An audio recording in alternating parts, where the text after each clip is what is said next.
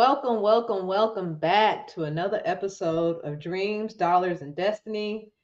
I'm your girl, Porcha Cooper with the Soul Card Studio, joined by my great friends, Nicholas Westbrook of Supreme Numerics. And then we also have Miss Lovely Queen B with Numerologics. And we're here to bring you another powerful episode, where we help you out with your daily life and how to align your daily life spiritually by following the energetic blueprint that was left for you.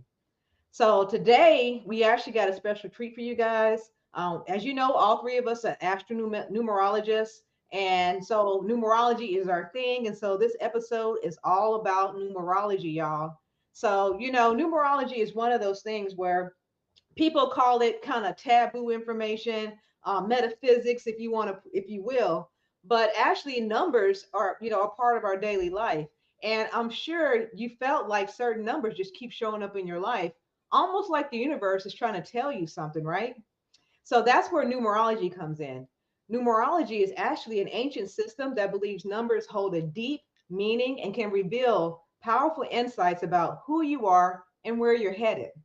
In today's video, we're going to break down the three most important numbers that you need to know. You have your birth number, your life path number, and your personal year. So your life path number is actually the blueprint for your overall life journey. The personal year, well, that just reveals the energy that you're in your current year or whatever themes are going to shape that year. And then we have what's known as your birth number. This is the energetic stamp that's put on you since birth. And this uncovers your natural talents and your personality traits. So, whether you're brand new to numerology or you're just looking to understand life a little deeper, this video is going to help give you the foundation you need to get started reading the numbers all around you. So, let's dive in, and I'll join in with my co-host as we get together and talk about numerology. Numbers show up in different ways and different patterns. To be honest with you guys, I wasn't paying attention to the numbers until I got into numerology, but then I started looking back in my past and looking at the different numbers of my relatives, friends, and everybody else. And I'm like, there seems this is not random, right? This can't be random. And then also looking at my driver's license number, my phone number, and breaking those numbers down, and they still, in line with my numbers. So it's like, what is going on? Is the universe trying to tell me something? So I want y'all to kind of dive in on that. Were you aware of number patterns before numerology, or was it something that you became aware of once you became aware of numerology, right? Yeah, peace and love, everybody out there. Thank you so much for being here with us. We really appreciate you being here. And for me, I did recognize number patterns, but I didn't know what they meant. So I would often see like angel numbers, like what the professor's shirt says, he's an angel number shirt on. I often would see these angel numbers and just not really knowing a definition for them or knowing what they mean and just thinking, oh, that must be some type of code, but I didn't know what it was until I started to learn numerology. Mm. Yeah, interesting. Myself, I'll say a little bit of yes and no. Like I wasn't familiar with number patterns in the context of how you all described it, but I was introduced to the symbolic meaning of numbers through the supreme mathematics of the nation of gods and earths. I'm grew up in Jersey. I'm from Jersey, and I'm also a big, hip hop listener. So just by default, I got exposed to that aspect of the lessons, and that very aspect was the part of the lessons that really stuck to me and really stayed with me. Out of everything that I learned, the supreme mathematics was what I memorized and what I took with me over the years. And then I would learn another, kind of number system years later, uh, from another culture and civilization, the Kemetic numerology, and learning that each one of those numbers represented something other than the physical counting of the numbers, but it represented a type of energy or something that was non-quantitative. to use that fancy word. So Yeah. that The was my professor using big words. Who would have thought? Y'all get y'all dictionaries. No, that's the only one. That's the only one for That's the only one. tonight. Okay. Yeah.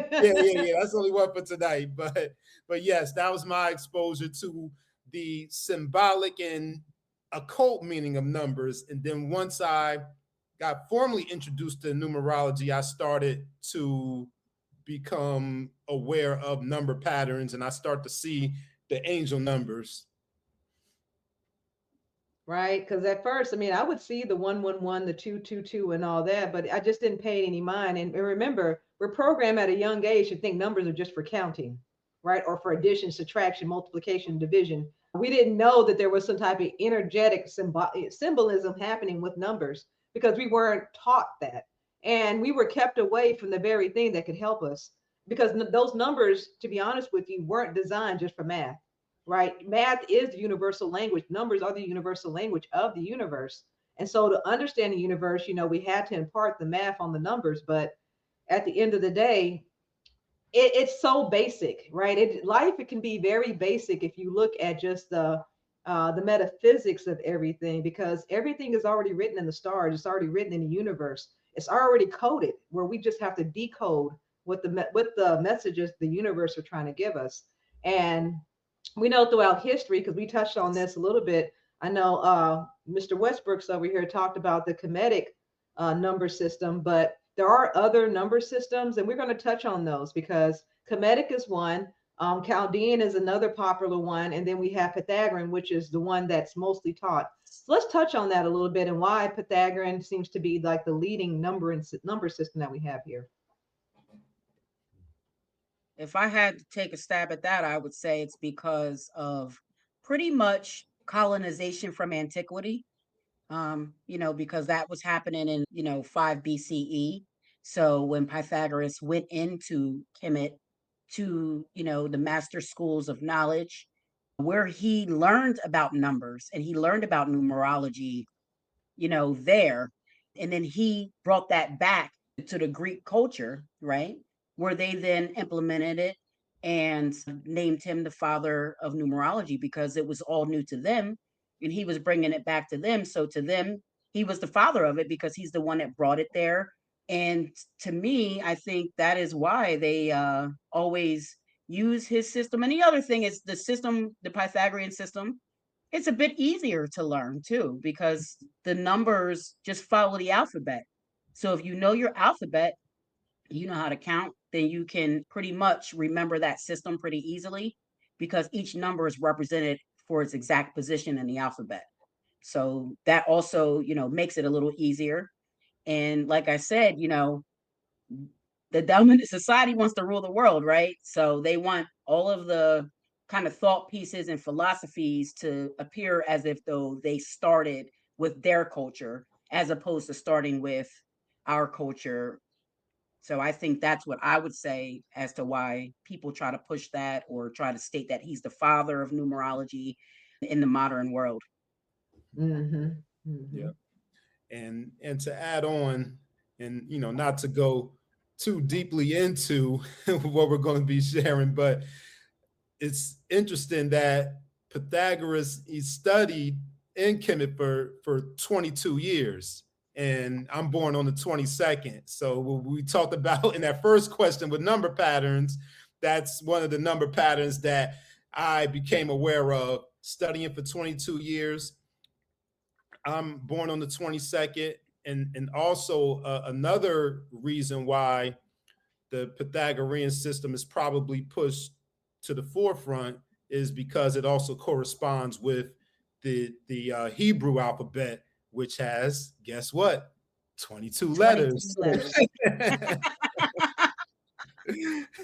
so yeah, that's another possible reason. And to add on to the Pythagorean system being easier, another way that it's easier is that it mostly focuses on the single digits, while Chaldean system also takes into account the compound numbers or the double digits, which, there's only 1 to 9 when it comes to the single digits, but those double digits, there's a lot more numbers than one to nine. I ain't gonna Right. try It's to a lot to say learn. how many of them it is, but It's a lot more to learn and remember, right? Yeah. yeah, it's Yeah. a And lot I more. think some books only go up to like 51 or 52, and then they'll say like, oh, well, 75 is the same as 21, and you'll have to figure it out from there, right? I think the highest that I've seen it go in the book is up to 73, which is the Was that number system. Montrose? Montrose, yeah, he goes up Montrose, to he goes, 73. one of them only start, it must be the other one that stops like at 52 or 50 something. Cairo, he Cairo, stops yeah. at 52. Cairo, yeah. He Yep. stops. Mhm. But also, I find it fascinating that the Chaldean does not use the number nine. They felt like that number was really sacred, and so they Mhm. did not use it in everyday usage. You bet, it was, and the nine is sacred. I mean, it has reflective properties. Anything that you add to nine always reflects itself. Anytime I add a number up with nine, and it comes out to be a product of nine, right?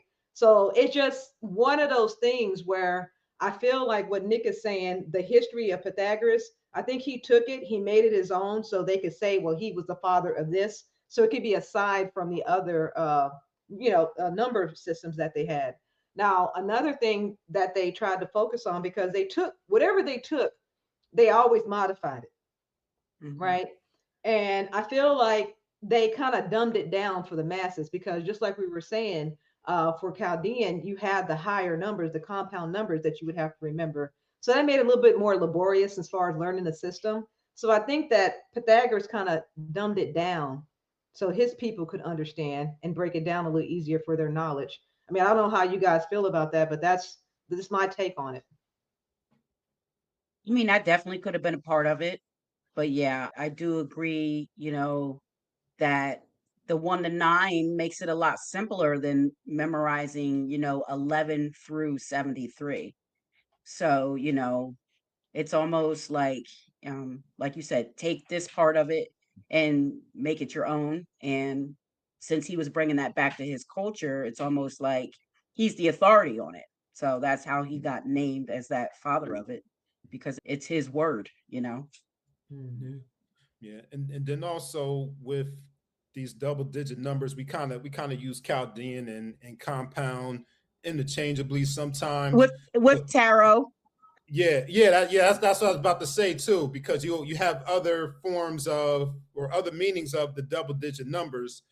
So with Chaldean, you take those double digit numbers and it has a particular meaning as a whole collectively. And then you also have compound numerology where you take into account the meaning of each individual number and how they're working together before you get to that single digit. So you have compound numerology, you have tarot numerology, you have Chaldean.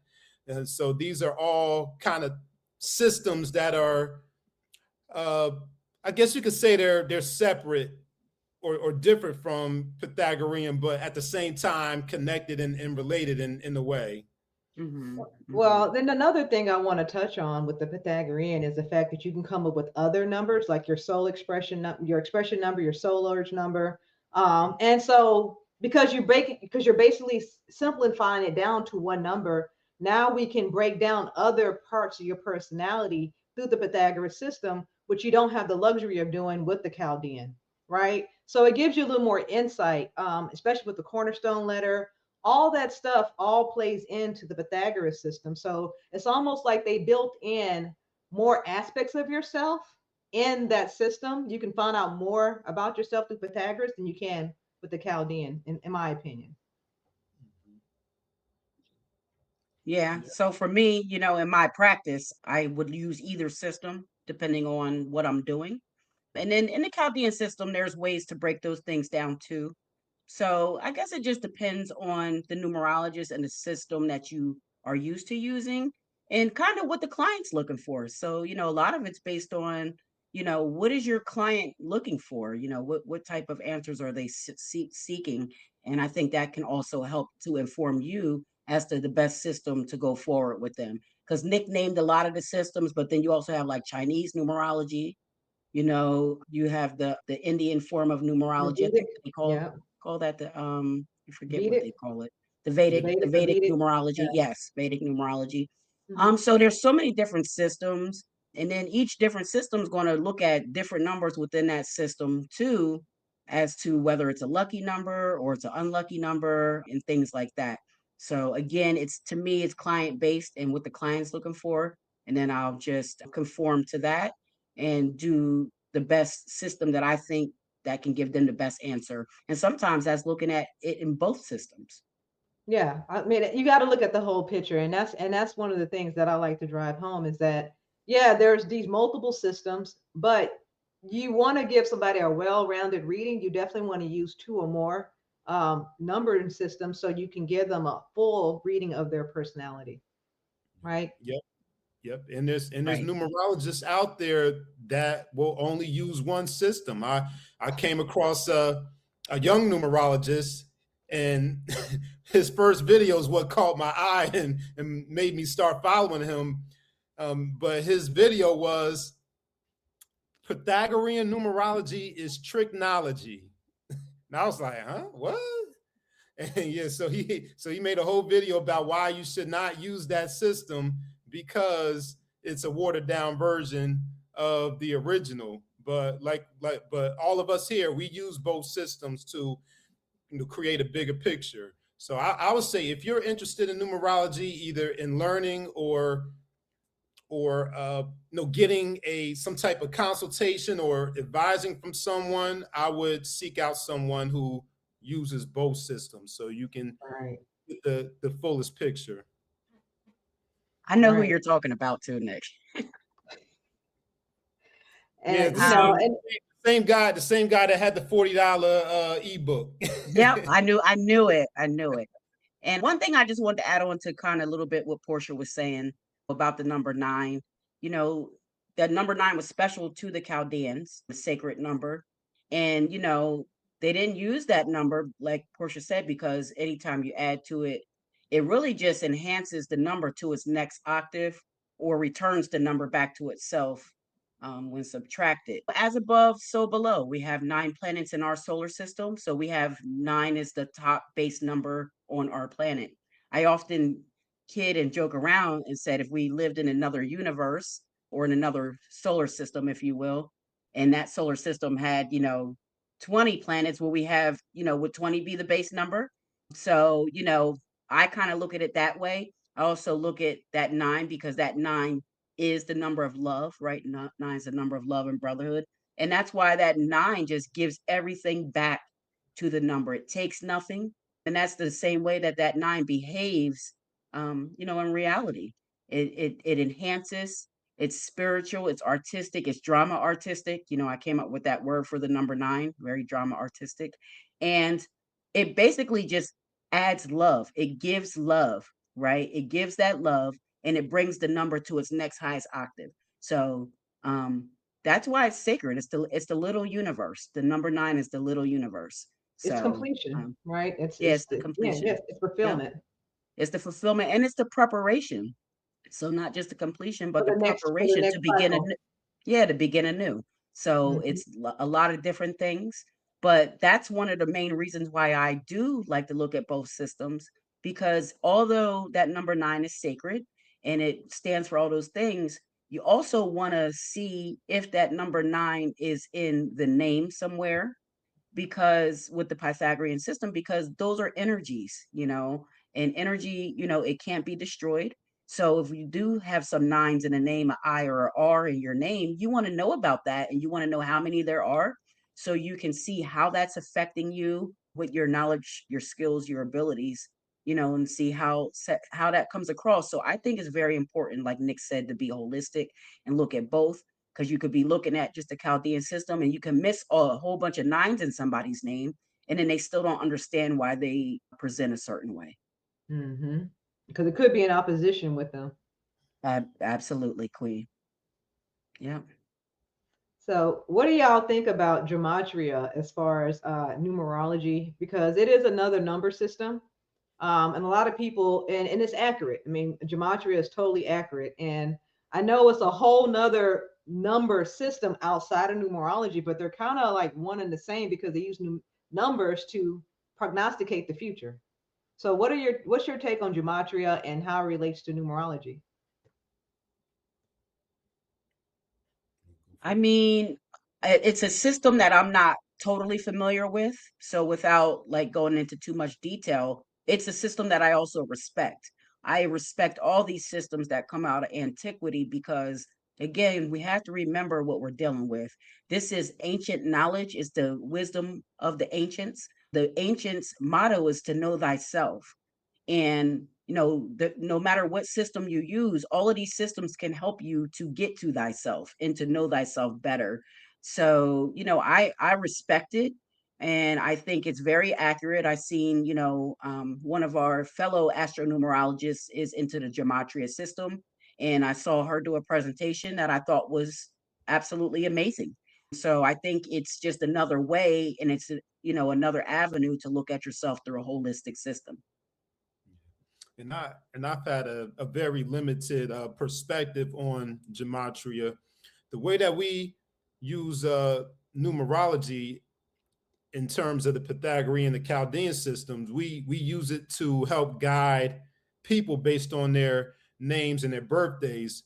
I'm not sure the full extent of gematria, but the way that I've seen it on the internet, I've seen it mostly because I'll be on that side of Instagram and TikTok over on the conspiracy side. On the dark side? The dark side, yeah. I see them, breaking down the vibrations of certain names and what they add up to, or certain words and what they add up to. So what I'm not sure and what I would want to learn more about is does the gematria operate, or can it operate in the same way that Chaldean Pythagorean does, in terms of connecting the numbers to someone's birthday or name to help guide them and provide insights into who they are and the cycles that they're going through. But it's an excellent tool for decoding events and what's going on around us in the world. In places, Yeah. right? Like different places and things like that. Yeah, it's like another universal decoder, right? You can use that Mhm. system to decode messages and things around the world through the universe. And one of the things that I don't know if you guys remember, after 9/11, there was this thing that came out like, oh, if you go to Microsoft Word and you change the font to web, I think it was Webdings, and type in 9/11, it was like a plane going into two towers.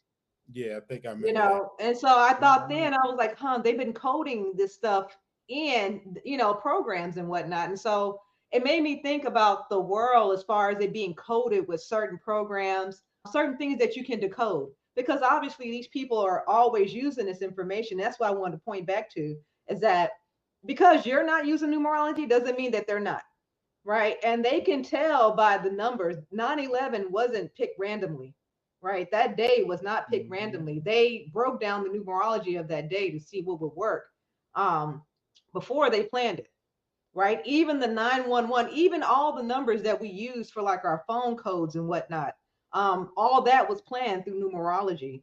So let's kind of touch upon that, like how the elites are using this information, but they're telling people to stay away from it. Sure. Yeah, I guess I'll start with that because they also they also use multiple systems outside of numerology simultaneously. So the 9/11 also happens to line up with how should I say this? Certain holy days for certain cultures too. I'll just put it that way. Mhm. So they connected in multiple ways. I'm sure there was probably some astrological alignments going on too with the planets and stars.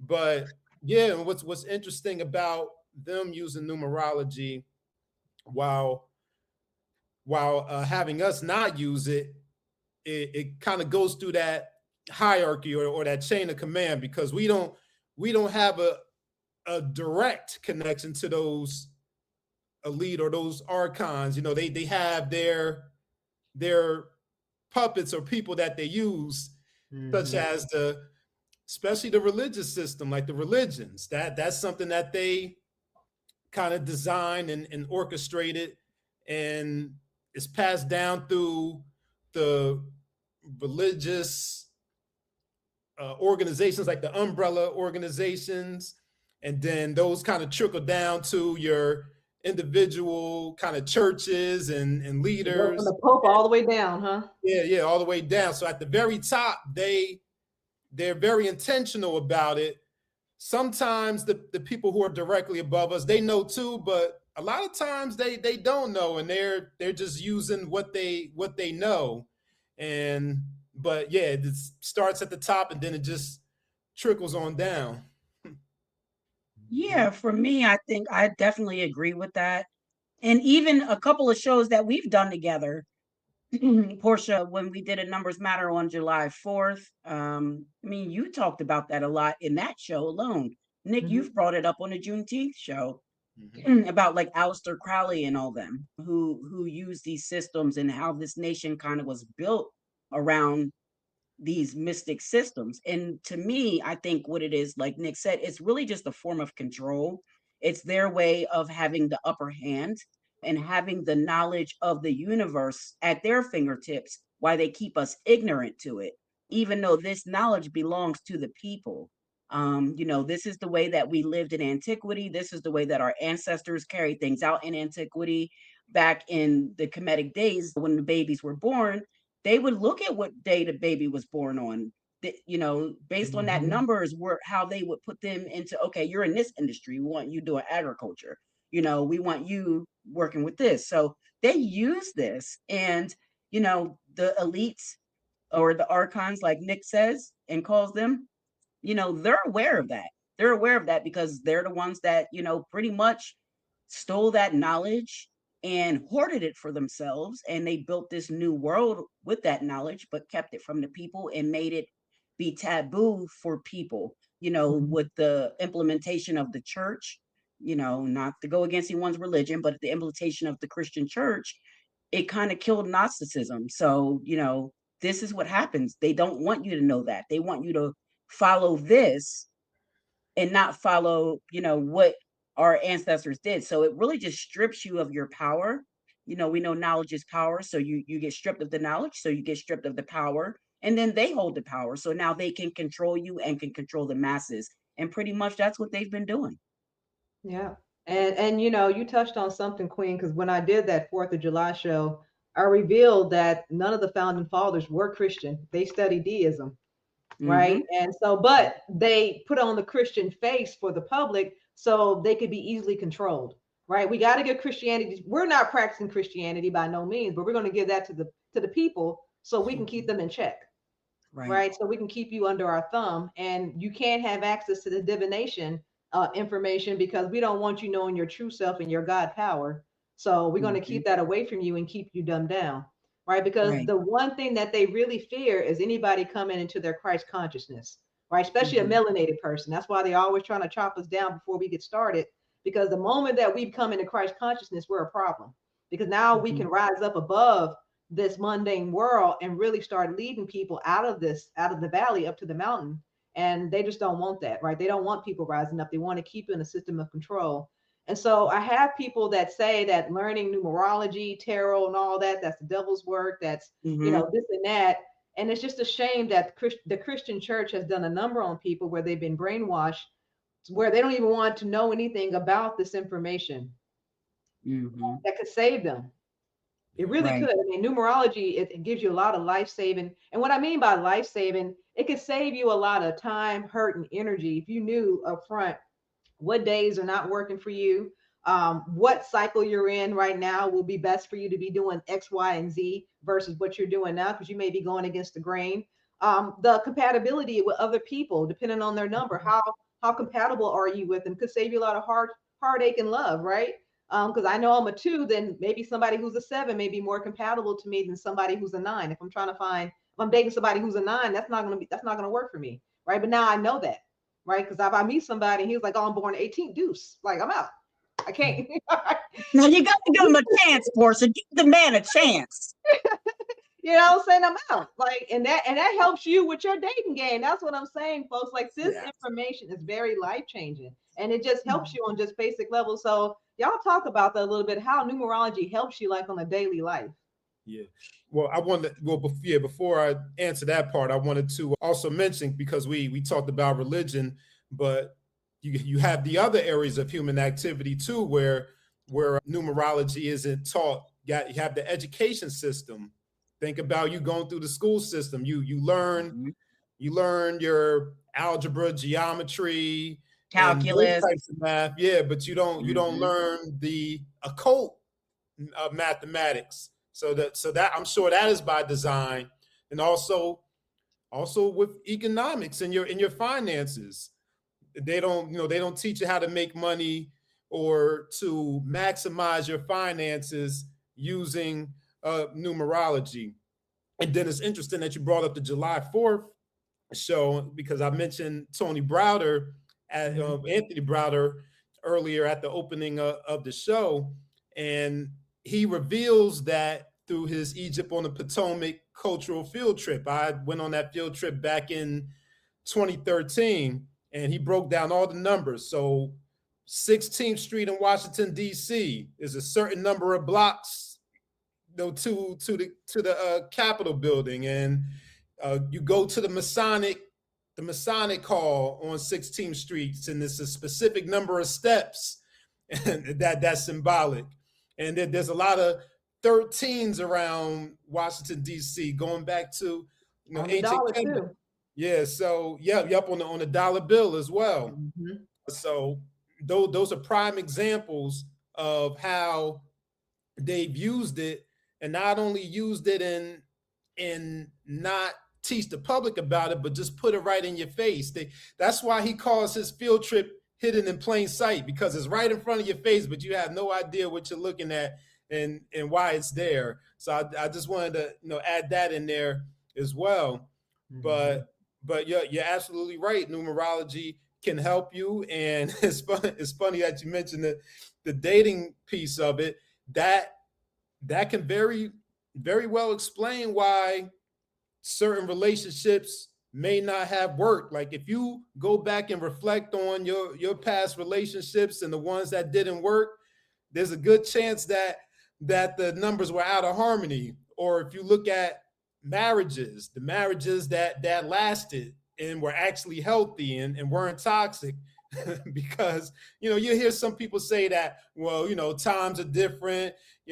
People's marriages lasted longer. Now they don't last that long. People are ready to call it quits, but you have no idea what was going on behind those closed doors. But if you Mhm. look at the birthdays, they can probably give you some insights into why some marriages lasted or why some marriages were healthy versus marriages that didn't last, or marriages that did last, but they were very toxic or very hostile. So I Or just why you want to, can stand that coworker, right? Sometimes you just know yeah, you don't like somebody. You're like, That boss, yeah. And what's so funny, I'll just tell a quick funny story about that, because I did have a terrible boss, and Mhm. his name, just because I didn't know his birthday, but just off of his name was in opposition to me. And in his name, he had several opposition, several letters that were opposition numbers to me. And I'm Mhm. like, this is, that's why I didn't get along with him. That's why immediately, like, we just didn't hit it off. And that's really what these numbers can tell you. They can tell you, it's like the numbers precede you because it's energy, right? So this is energy that is recognized. Like I said before, the numbers, they have attraction powers.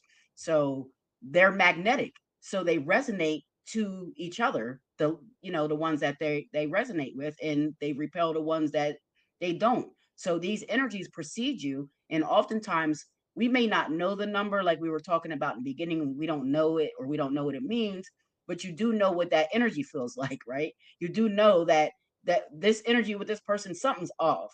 And then I bet you when you get that number, then oh, that's why it's off, because we're opposition to each other, and we're just not meant to be in that circle together. So it can really tell you a lot. And like Nick said, all 11 of areas of activity, the elites are using this knowledge against the public, at the same time calling the knowledge taboo and making you look like you're a devil worshiper if you even think about this stuff. And it's really just to keep us off track. It's to keep us off track. And like you said, Portia, even to get a little deeper into that, you know from some scrolls, from ancient scrolls, they're worried about the Black Messiah rising, you Yes, they know. are.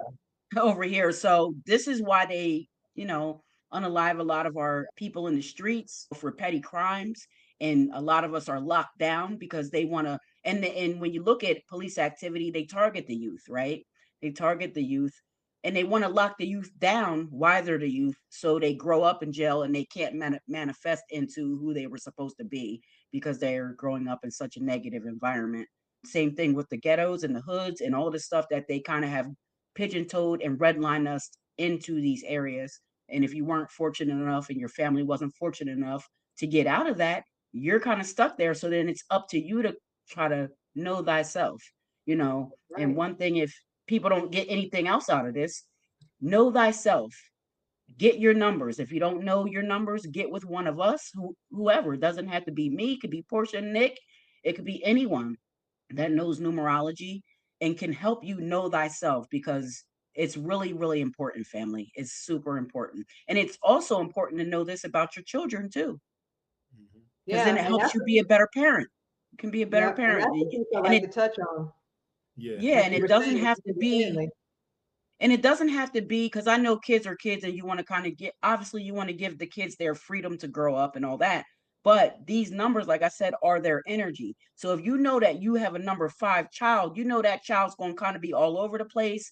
You're going to have to try to hone that child in a little early to get them involved in something early that is productive for them, so they don't scatter that energy and be overindulgent in other things. Because with 5, they got to get an early start. So these are the types of things that it can help you with. It's not that you have to have it take over your parenting style, but you use it to enhance the way that you deal with your child, the way that you punish them, the way that you reward them, the activities that you get them signed up for, and just understanding their energy. So instead of you saying, oh, my kid is bad, no, they're not bad. They're just a number 3 or a number 5, and they have a lot of energy. That doesn't make them bad. And we got to stop calling our kids bad. Yep, yep. That's true. Yeah, provide those outlets so they can get that Yes. energy out, that physical activity, that creative expression, Yes. for those threes and Right. fives.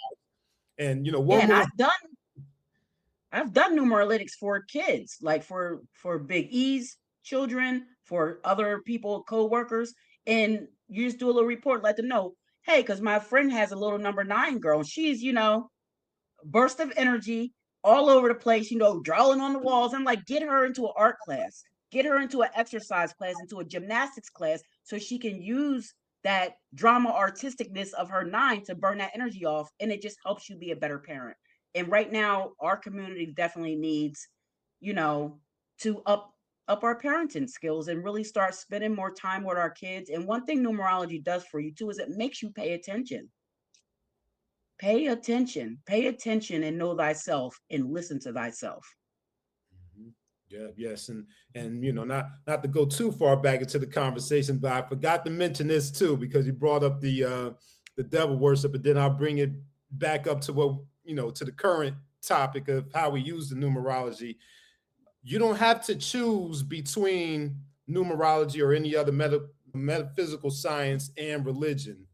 The two can coincide. As a matter of fact, using these tools can make you a better Christian, Muslim, Hebrew, whatever it is. You can use them in tandem. As a matter of fact, not only do we hear the common example of there being a book of numbers in the Bible, but there's symbolic numbers all throughout the Bible. Like, why do they mention specific numbers in there? Why are they marching around the wall 7 times? Why is it 40 days or 40 nights? Because it means something specific, and that's a whole nother system in And itself. Jesus shows back up at the age of 33, right? The master teacher, right? Yep, yep. And that's a whole separate That's a system whole in nother itself thing, right? called biblical numerology. As a matter of fact, I have a numbers in the Bible book on the shelf back there. So yeah, I forgot to mention that earlier. But using the numerology, not only will it set you on the right path, but also it will confirm things that you're already doing too. Oftentimes, especially with myself, I noticed this about myself that when I did my numbers, I found that it clarified and confirmed a lot of the things that I was already feeling, already knowing, already doing. And it just provided that confirmation that I'm on the right path, that I'm already doing what I needed to do.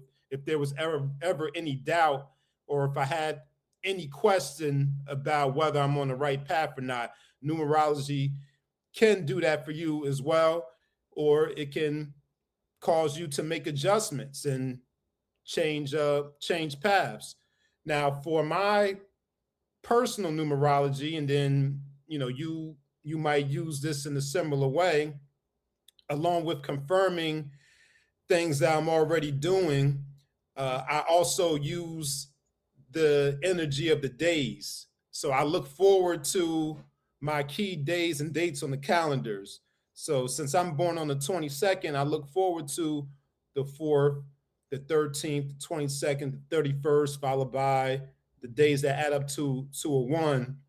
A part of the meanings of the number 22 is being the master builder, not only building or bringing into fruition ideas, it's also building up the self. So when I'm exercising and working out and doing my reps, now I'm doing 22 reps of whatever exercise I'm doing, and I'm noticing that those results and those gains are coming quicker than they were years ago.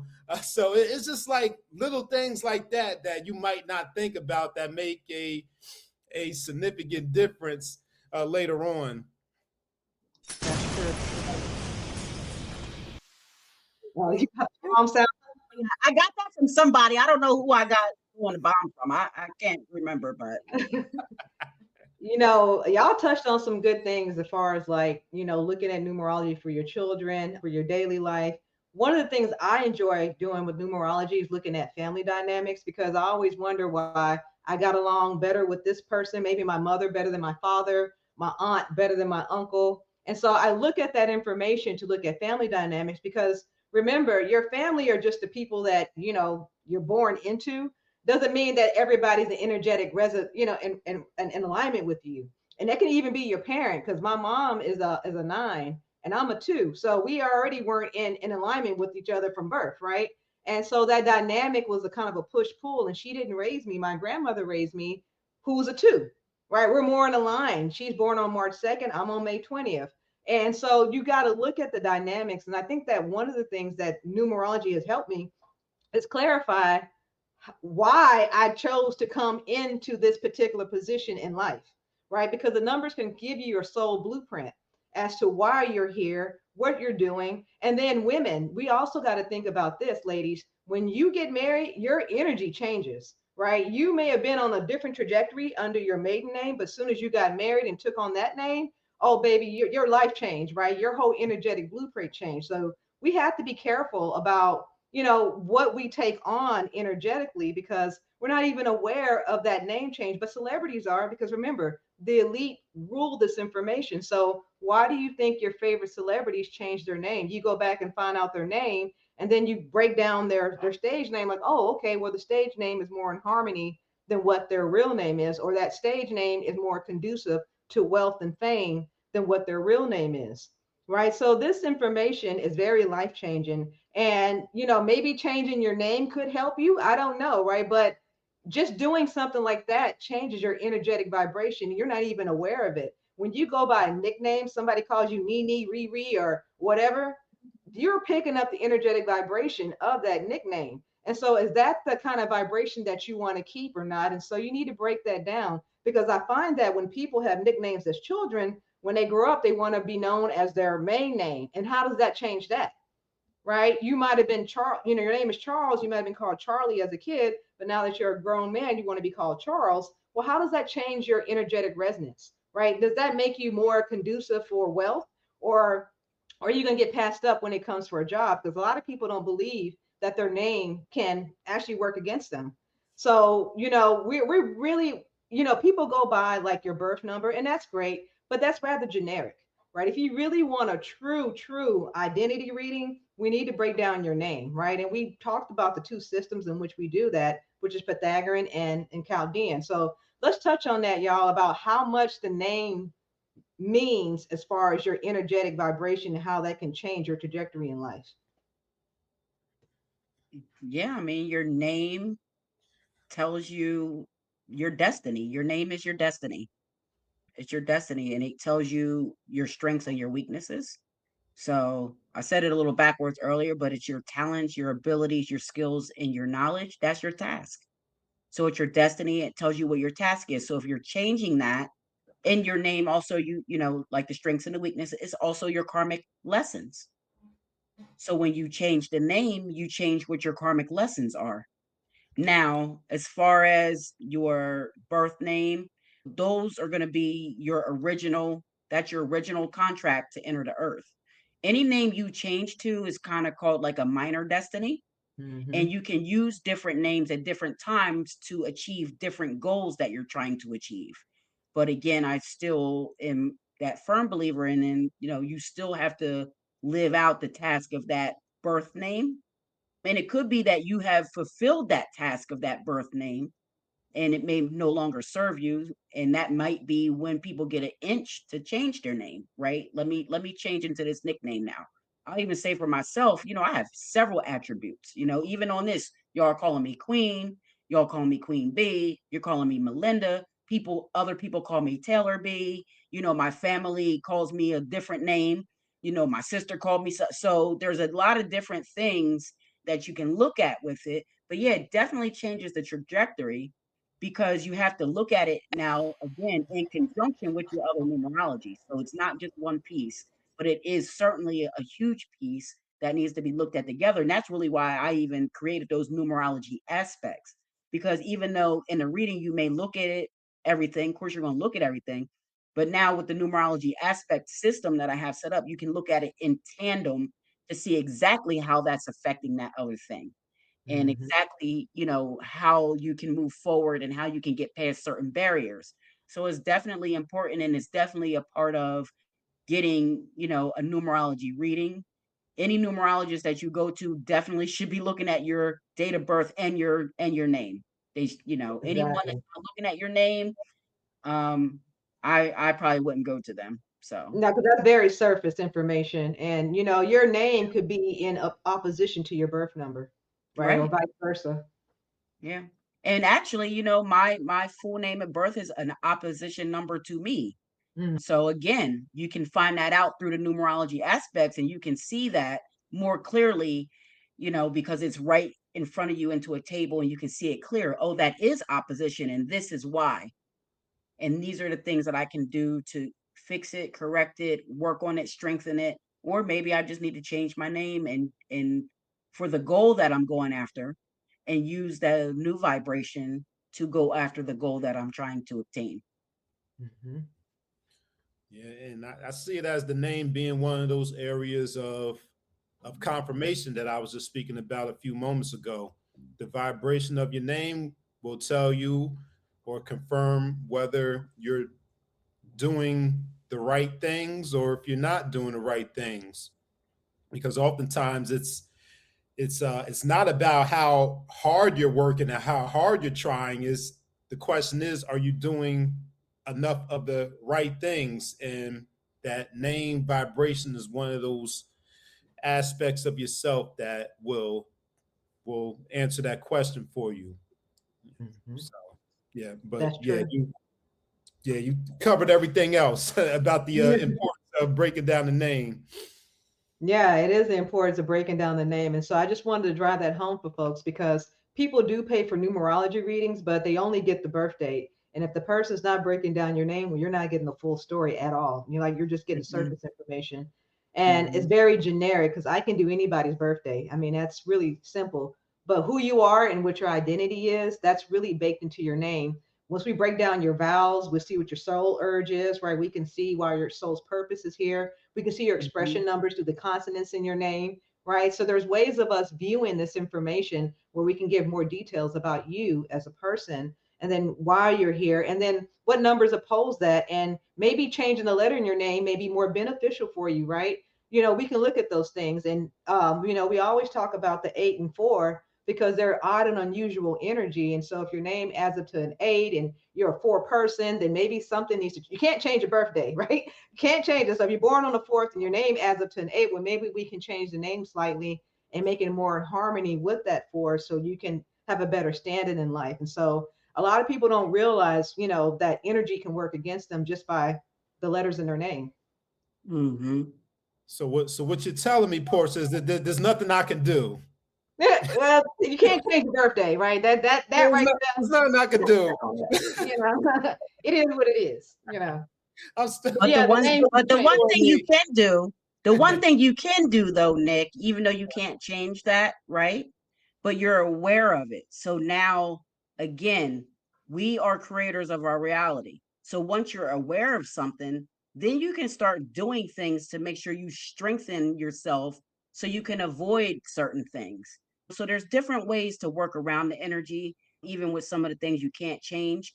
But again, if you don't know it, then you can't fix it at all. You can't even attempt to, assess what barriers you need to overcome and what weaknesses you need to strengthen. That's true.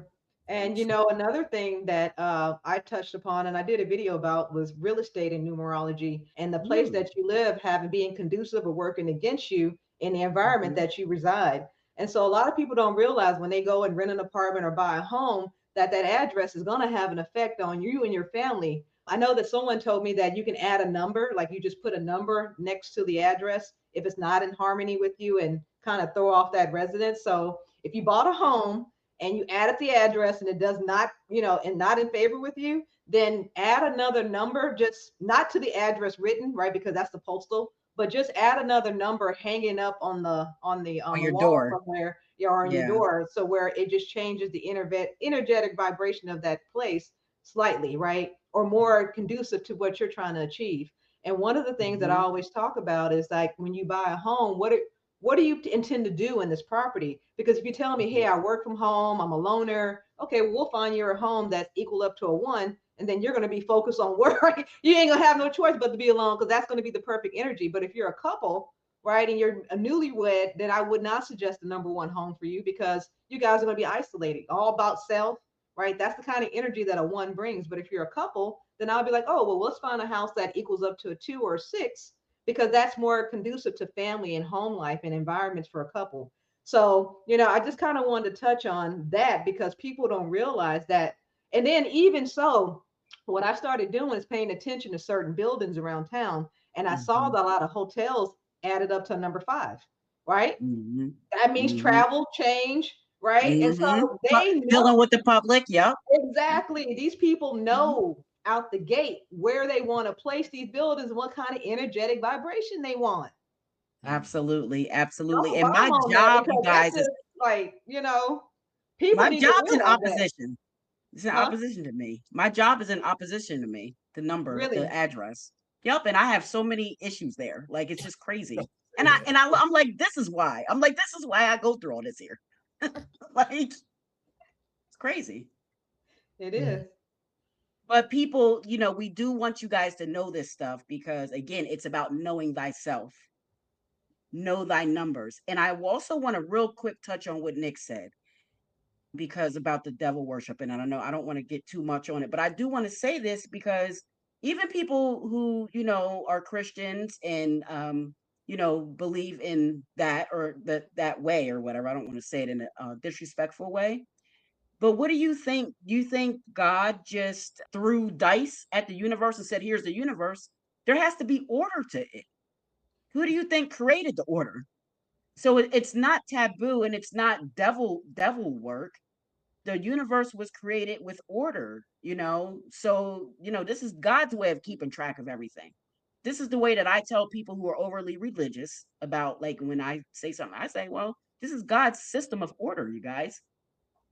Even God has to have a system, right? So this is the way that God, puts us here on the earth, and this is the order. The numbers from 1 to 9, they have a divine meaning, and everything within those numbers 1 to 9 is going to resonate with that type of energy.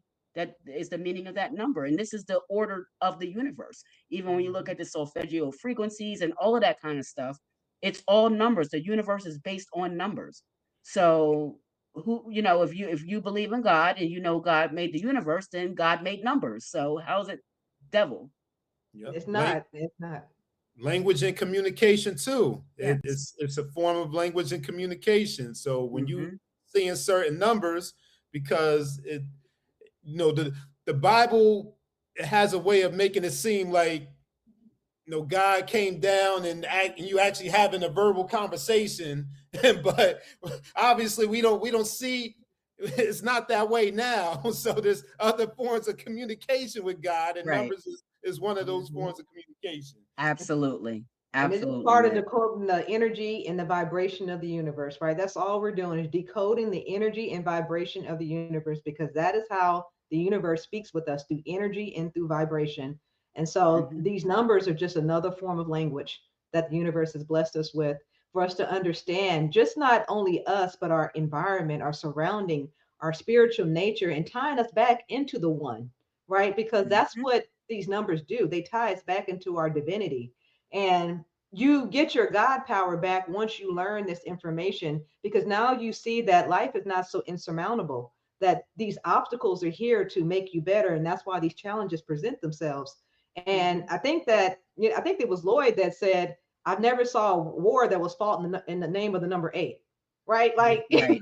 I don't Yep. see people fighting over number seven. So religion is very divisive. It's very Hmm. distractive.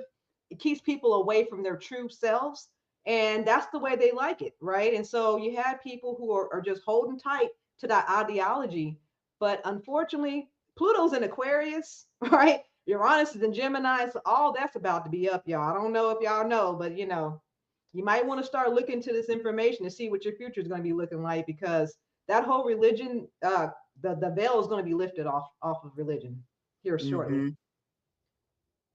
Absolutely. Yeah. So Absolutely. we want to start. I'm going to talk about, well, Queen's going to talk about the birth numbers. Then we got Nick talking about life path. And then I'm going to touch upon the personal year numbers. And so we're going to touch upon that real quick before we wrap up the show.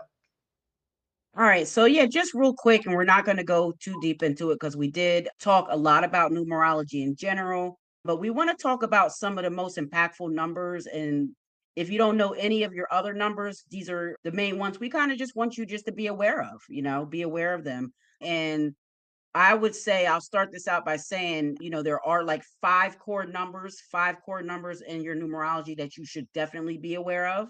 And to me, the most impactful and most important one is your birthday number and what I call your individual frequency. So this is the day that you were born on, the date. So for Nick, he is a master number 22.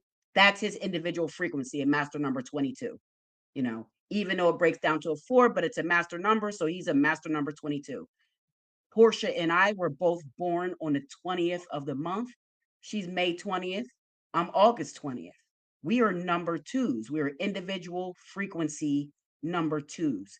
Okay. So everyone has a birthday. So everyone right now should be able to determine what their birthday number or their individual frequency is.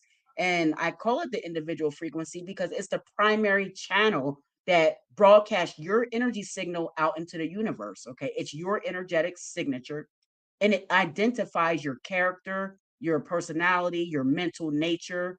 So, this is how people recognize you before you meet them. This is how you know that you're in an auditorium and if there's a bunch of you that just flock together, y'all are probably all the same number or numbers that resonate with each other.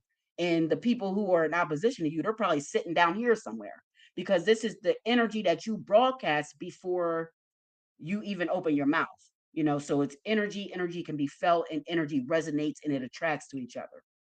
So that's why I call that your individual frequency. And then along your individual frequency, what it does is it determines your individuality, it determines your health, it determines the way you approach relationships, you know, it's your character. It's really your character.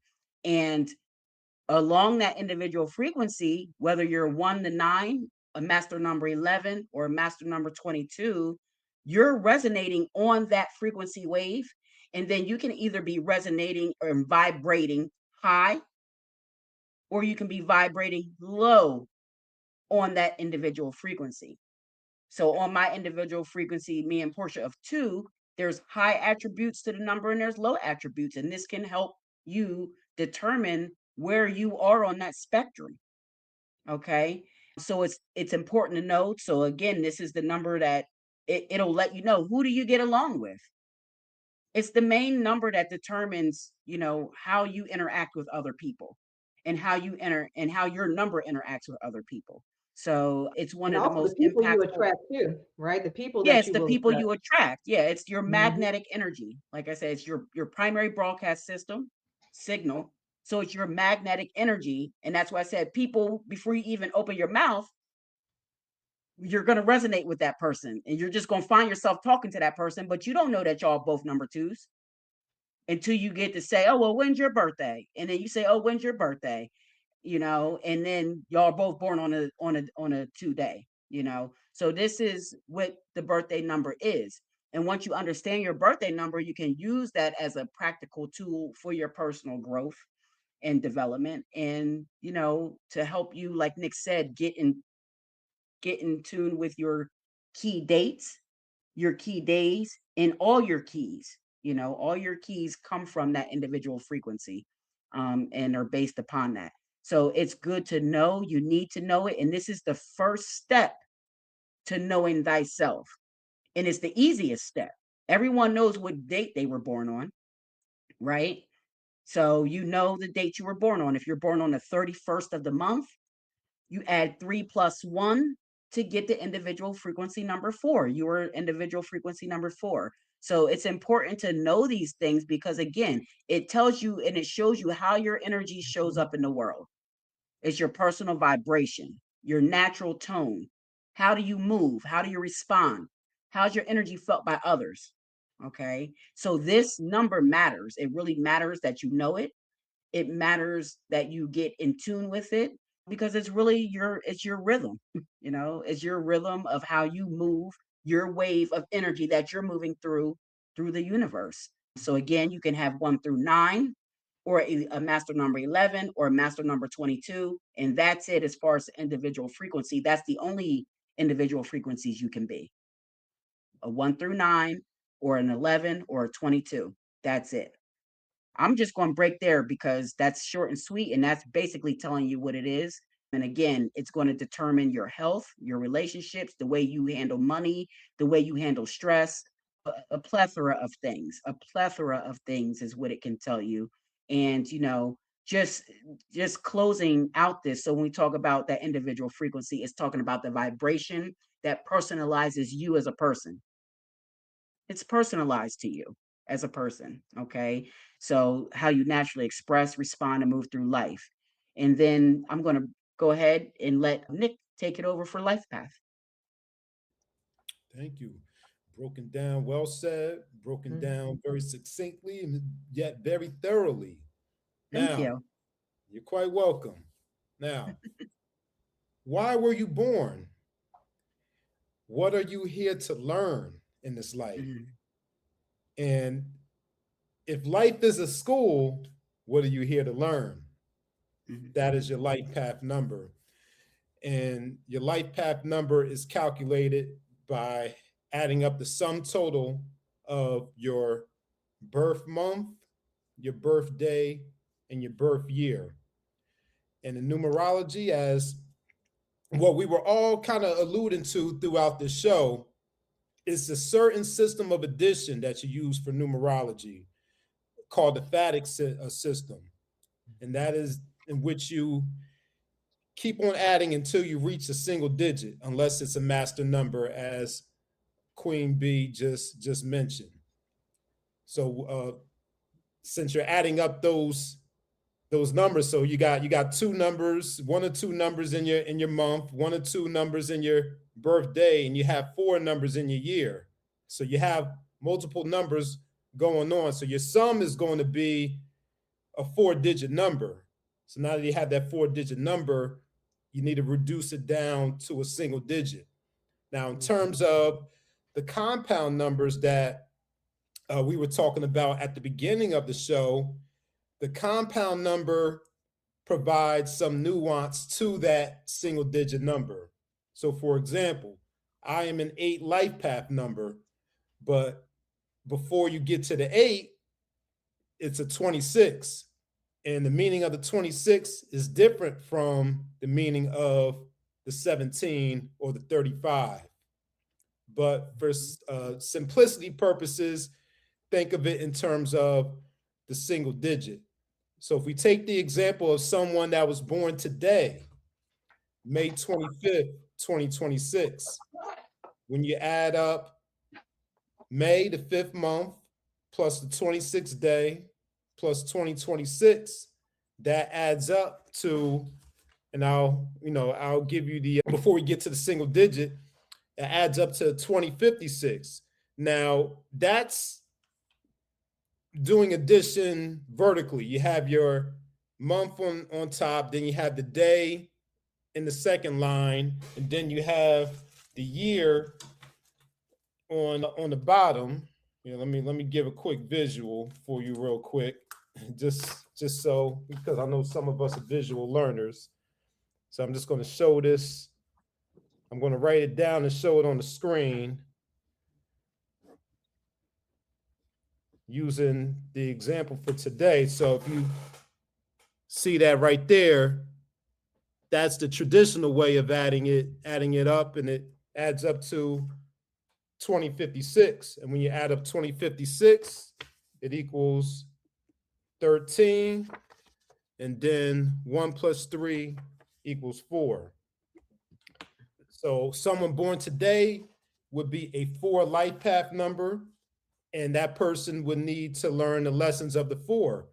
Now, Queen B also mentioned in her breakdown of the individual frequency that there's a duality to the numbers. There's a higher side to the numbers, and there's a lower or more challenging side to the numbers. In terms of the life path, that represents what you need to learn and what you need to avoid. So someone born today as a 4 life path number, they need to learn to be practical, disciplined, and methodical.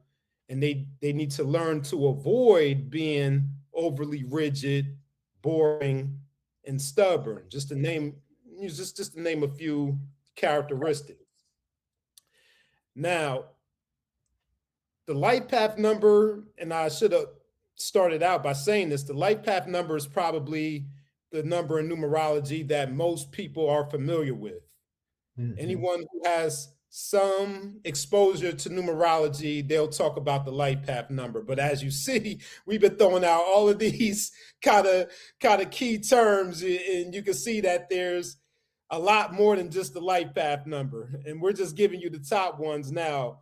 But even though the life path number is the most popular and most well-known number in numerology, it's not your most immediate number. Your most immediate number is that individual frequency that the Queen Bee shared with you. The life path number is a number that you need to master over the course of your entire life. Compared to the individual frequency, that's your stamp as soon as you enter the world. That life path, you may not possess those traits right away. Sometimes it might take you your entire life to learn and master your life path number. But like I said, they're life lessons, and they explain why you're here, what you're here to learn. But just like school, because we're using the school analogy, if you don't learn what you're supposed to learn in school, you could get left back. You coming back. Yeah, you could get left back, or you might have to repeat that grade. And it's the same thing with the life path number. If you do not learn the lesson of that life path number within this lifetime, you might get left back, and you might have to repeat this grade. But that's the life path number. And it's also known as the destiny number. I know some people use that term interchangeably, so I just want to throw that out for people if they're getting confused about life path and destiny number. Same thing, right? It goes by many names. You'll find that a lot of times these numbers, they'll label them under different things, but Nick hit the ball out the park with that one, as far as explaining how to do your life path number. And it is the overall goal throughout your life, like he said. And then Queen also touched upon your individual frequency, which is the day that you're born. So what I'm going to talk about though is something a little more closer to home. What's going on with you now, right? The energy that you're currently in, the themes and the cycle that you're currently going through. That's your personal year. And I know if anybody has tuned into this channel at any given time, and it seems like every episode we mention that 2026 is a universal year one, right? So you add 2 plus 2 plus 6, that gives you a 10 actually. But like Mr. Westbrook said, use the Vedic system, break that 1 plus 0 down to get to the one. So good. Now we know what the universal year is. Now, a quick way to find out your personal year is you'll take the universal year, which this year is one. You'll take your birthday, which is 5 plus 2 for me, and then I'll add it to the one, which would be the 8. So that's how you would find your personal year. So from there, then you would find out, well, what themes are current with the number 8. So with the number 8, we know that 8 is abundance, right? Everything's in excess with the number 8. We know that 8 is very prosperous number, right? 8 is also in news and Chinese astrology and numerology as the number of abundance. You'll see them using the 888 a lot with business and things of that nature because of the prosperity nature of the number 8. So what does that mean for me? Well, that means that this year that I should be starting a business, right? Or I should be going into more career oriented aggression because this year is going to be good for me career wise. I can probably get a promotion, probably take some type of executive position, right? Because number 8 is the number of the executor. And then you also have to watch out for excessiveness because 8 is a number of expansion, right? And so when 8 does something, either you go big or you go home with the number 8. And also, you can be kind of scattered and focused because there's so many opportunities to chase when you're in the number 8 year. So that's something I'll have to watch out for. But if we're looking for the money, then 8 year is good. So if any of you, one of y'all, if you add up your birthday, like I add up mine, 5 and 2, add it to the universal year, you get your 8. And then from there, you can kind of break it down. Now, another thing that I like to touch upon with the personal years is some of the themes that you'll go through with your personal year. So again, everybody's in a universal year one, right?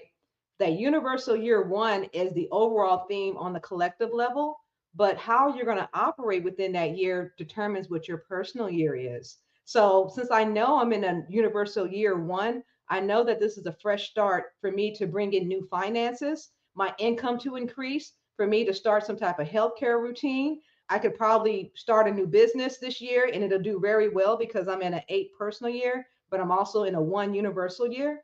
And on a collective level, I'm sure people are feeling the need to start something new, whether it is a business, maybe it's a fitness plan, maybe it's a new way of being, could be a new way of thinking, right? Sometimes people think that these changes have to be grand, but they don't have to be. You could just be shifting your focus on something else or your mindset, right, this year on a new way of thinking or a new way of being. And that's what this one year is going to culminate into, just a whole new reset for people. And the episode before this, we broke down AI equaling to a one. Well, within this one year, you'll see a lot of people starting AI businesses, right? Because it's right in line with starting something new and then that frequency of the one tied in with AI. So don't be surprised this year if you start to see more and more YouTube channels that are all AI driven, or more and more businesses that are going to be marketing AI services or what have you, because we're in that energetic vibration universally. Now, coming back to you personally on your personal year, you would look at that. So let's say your personal year is the number 5, but we're in the one year. So you would take that 5 energy. Okay, so what is the 5 about? Okay, 5 is about travel. 5 is about change. I may move, right? This may be a new start in a new place for me in a new location with that 5 energy, right? And so that's how you want to look at both numbers, right? You want to look at the full picture, not only your personal year, but what also the universal theme is, because they both coincide with one another. So if you are in a personal year one and we're in a universal year one, like we are this year, then you're probably starting all over massively. And you may be being forced. You may have, let's say you may have lost your job this year, right? The universe is going to force you to reset because you're in that double one. right? So something in your life is going to start over, or you're going to start something new. You may even birth a child during this year because it's just a different change, right? It's a whole new beginning, a whole new way of life for you. And it could mean you changing location. Let's say that you're having a personal year two, and you're in year number one. Well, maybe that may mean a new partnership or a new relationship, right? Because two is that energy of partnerships and relationships. Or let's say you're in a personal year three this year, and of course we're in that one energy. Well, maybe you're focused, you're sociable, right? You're still, because number three is a very creative and sociable number, but maybe you're not as in big groups. Maybe your circle may be a little smaller this year, or who you, the people that you're hanging around, because you're in that one year. So you may still want to pull back a little bit, personally, even though you have that three energy going on. Four is always complement, just like Mr. Westbrook said, always complements the number one. So if you're in a 4 year, you're in a great year for finances, right? You can start structuring your finances in a way, maybe investing in stocks, maybe setting up some type of financial plan where you're doing reoccurring investments or something to purchase crypto, or because remember, technology is really big this year. So maybe you're going into that. But four is always about finance. Now, four is not a money year, right? It's just one of those years where you're going to be planning and reviewing. Five, however, is a money year. And I just told you what happens with you being a number five in a one. You may move, or there's going to be some type of change happening where you're starting over. But definitely, five is a vibration of scattered energy. So try to hone that in with this one year. A six, if you're in a personal year six, you're going to be more about family responsibility, duties of home duties, and things like that. You'll probably be more, how can I say, focused on you, yourself, right? More so than others so much. With, I know six is the number of family, but what I'm saying is you're going to be caring for your family, but this one energy is also going to try to pull you back to yourself, self love, self care, right? Even though you're in the 6th year, that one is going to push it back on you and do help you do some introspection and see where what your needs are, and where you're not meeting yourself. So number seven, if you're in a seven personal year, seven is the soul seeker, right? This is where you do a lot of introspection and reflection. 7 year, you'll probably get into some occultism, metaphysics. Probably be, if you're religious, you'll probably be a little bit more into more religious books like the Bible, probably reading verses a little bit more. Not wanting to be around many people, because in a 7 year, you're going to be more in a reflective mood, and probably want a little more isolation. Even though you want to socialize, you're going to be called to be pulled within a lot. And then with this one year, it's going to be even greater, right? That need to be alone, because you're in a personal year seven, but we're also in a universal year one. I talked about the eight being in a one because I'm in an 8 year this year. And then let's go on down the nine. So nine is very interesting because here we are starting new, but you're ending, right? You're at the beginning. So if you're having a personal year nine, everybody's starting new where you're trying to end some stuff, right? You're like, wait a minute, why is everybody starting over? I'm still fighting with this last battle I was on last year. That's because you're in that final chapter. Once you clear your slate this year, your nine, and close that chapter. Now, remember, it doesn't have to be anything grand. I'm not saying that you're going to get a divorce, break up with your boyfriend, lose your job. What I'm saying is it could be something as simple as a subtle shift in the way that you think, the way that you carry yourself, and the way that you in the way that you operate now, right? And so there's some tendencies or habits that have to be left behind in this nine cycle that you're in, so you can begin a new fresh 1 through 9 cycle, which you'll do next year. So if you're in a nine personal year now, just finalize whatever it is that you got to do. Get rid of all the clutter in your house. Get rid of things that you're not no longer using. Just basically clean house of things that are not giving you life anymore, right? Get rid of that so you can start fresh going into your 1 year personal year next year. So I kind of wanted to touch upon the personal years a little bit more, because these are the themes that are currently affecting you. And so if any of that resonated with you, again, you can always get a reading from any one of us so you can see where you are now, to see what your current themes are happening this year. Because remember, this is just a personal year, but you got a personal month. You need to know your personal days, right? It gets, we can get very granular with this, even your personal periods that you're in, right? Because there's cycles within cycles within cycles when it comes to numerology. So I just kind of wanted to put that out there for everybody, and how these numbers tie in one another.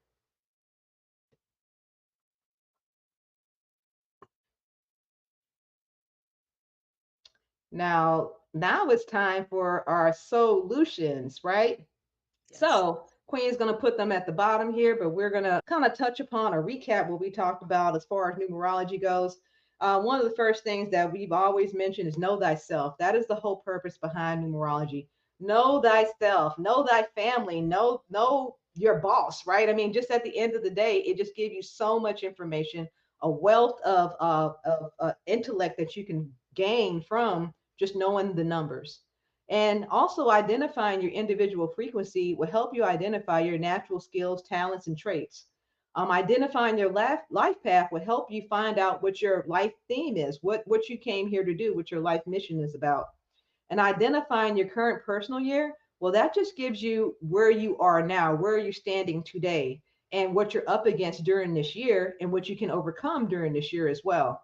So, again, we're in this universal 1 year. So, this is the perfect time for you to spend some time alone.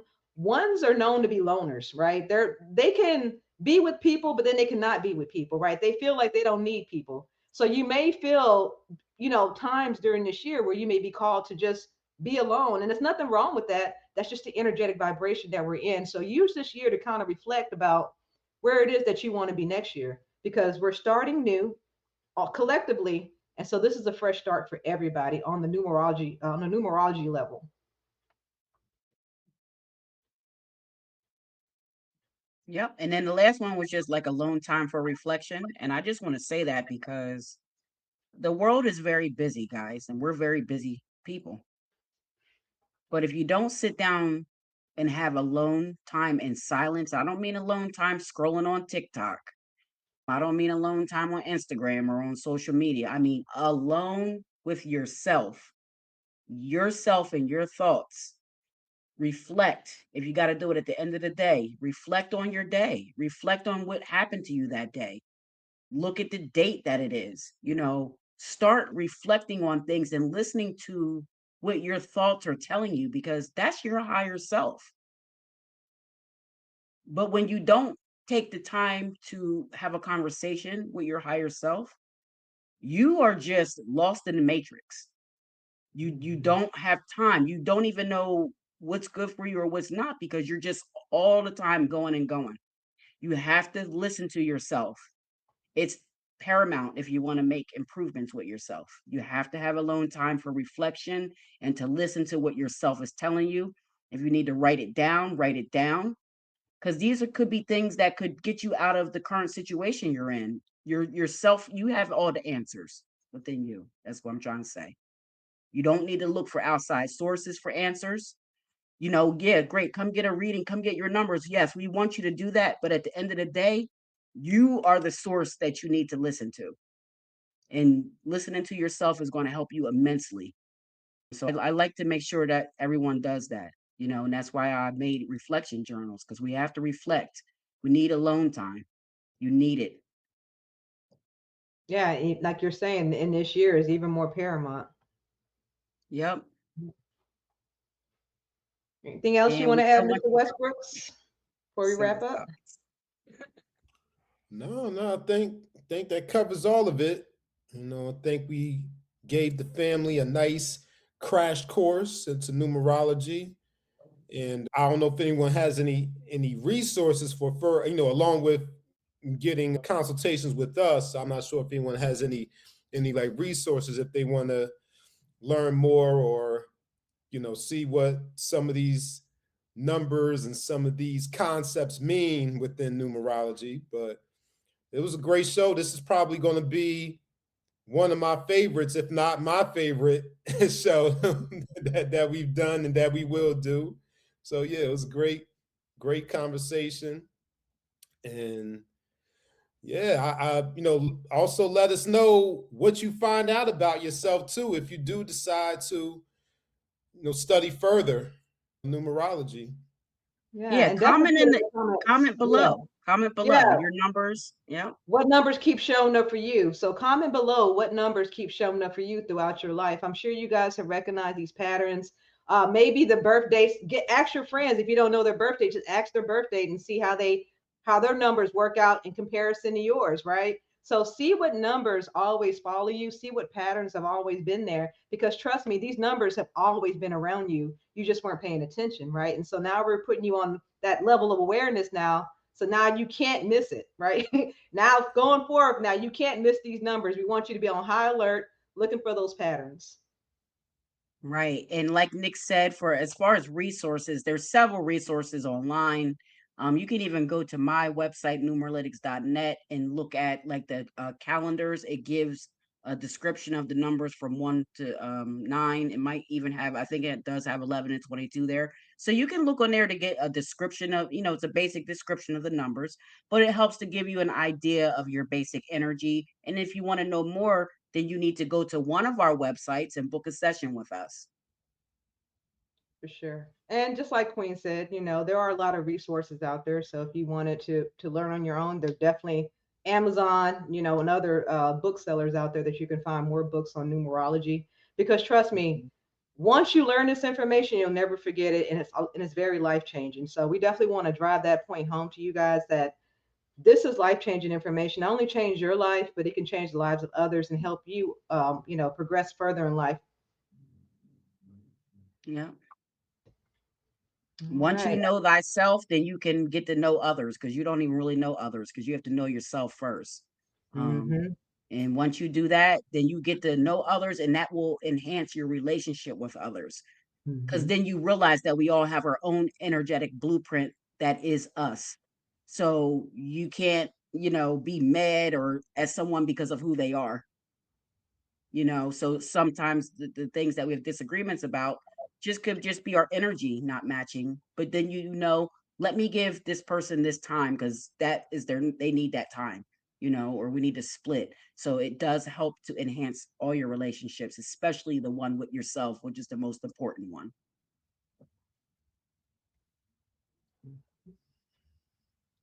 All right, y'all. We're wrapping up another great episode of Dreams, Dollars, and Destiny. Thank you for joining us this week and look forward to seeing you back next week. We have another great episode for you, so stay tuned for that. And look, if you guys have any show topics that you would like for us to cover, please drop them down in the comments below. We'll love to hear from you and we'll love to cover anything that you're looking to find out more information on. And if you got a lot of good, wealth of information from this episode, drop a fire down in the chat and we'll be looking forward to connecting with you guys. See you next week. Take care and peace, family.